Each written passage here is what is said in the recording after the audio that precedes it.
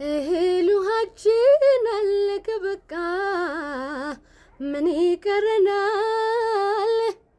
የማንቻቻል ሰዎች ሆነናል፣ ተቃቅረናል። በቃ ካሁን ጀምሮ የኛ ኑሮ በቃው ዘንድሮ። አቅም ጉልበቴን ሀብቴን ገብሬ ራሴን ጎድቼ ስላንተ ኖሬ ባጥንቴ ቀረው አልቆ ስጋዬ የማይገባ ሆኗል ስቃዬ።